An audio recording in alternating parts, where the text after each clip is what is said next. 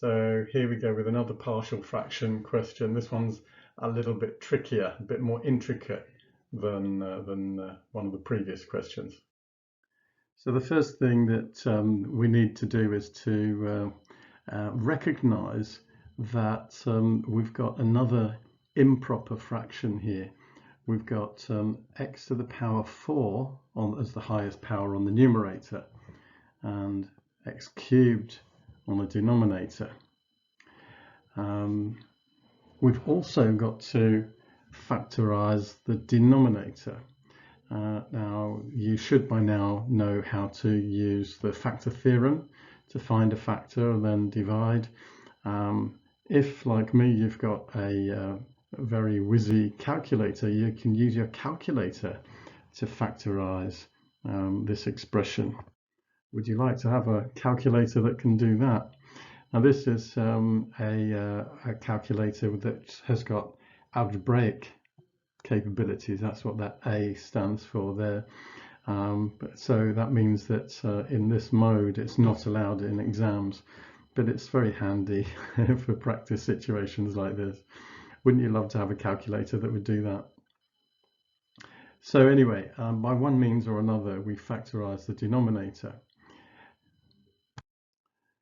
And then we've got to split this into partial fractions.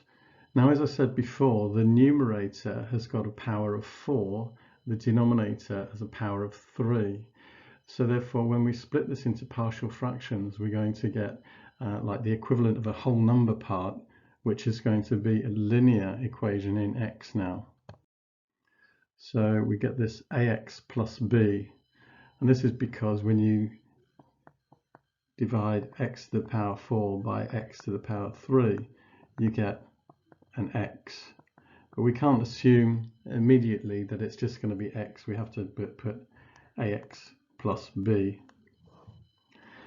Having said that, well, before we do that, what we're going to do now is to multiply this whole identity, and remember it is an identity at this stage, by this denominator, to get rid of all of the denominators in the identity. So we're multiplying by those three factors all together. When we do that, this is what we get. So the left-hand side just leaves the numerator, and we get ax plus b times the three factors, which is here. Then when we multiply this by the three factors, the x minus 5 cancels out with the x minus 5 on the denominator, leaving this. When we multiply this term by the three factors, the x minus 3's cancel, leaving this. And when we multiply this by those three factors, the x plus 2's cancel, leaving that.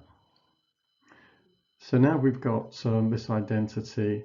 We can either compare coefficients of different powers of x or the independent term of x, and we can also substitute particular values of x in. I'm going to go for an easy win to start with, and I'm going to just look at the powers of x to the power 4. I should have said the coefficients of x to the power 4, and we've got one lot of x to the power 4 on the left hand side, and when we multiply these brackets out, we get a lots of x to the power 4. So that immediately tells us that a equals 1. We could probably determine that more quickly by just looking at the x to the power 4 divided by x cubed. So now I'm going to proceed by substituting particular values of x into this identity, and x equals 5 is a common and popular choice, I'm sure, and that leads to c being 627 over 14, because when we put x equals 5 into this identity, that disappears, that disappears, that disappears, and we're left with 627 on the left hand side and 14c on the right hand side. The next value of x I'm going to insert in this is x equals 3, and I get a figure for D.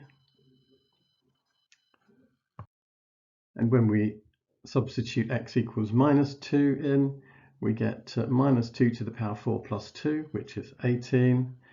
This becomes 0, this becomes 0, this becomes 0, and then we get e times -2 minus 5 is -7, times -2 minus 3, which is -5. So e times 35. So 18 equals 35e. E is 18 over 35. So I found A, C, D, and E. I need to find B now. And I'm going to substitute perhaps the easiest value of x in all of this, which is x equals 0. And when I do that, I find that B equals 6. So I've now found all the values I need. I can just substitute those back into this to give me the final answer. Now, as before, before moving on, I would always substitute a particular value of x into the left-hand side and the right-hand side of this, just to be sure. A nice prime value of x might be good. Something like 7 or 17 might be enough to give me a good warm feeling that I've got the right answer. So there we are.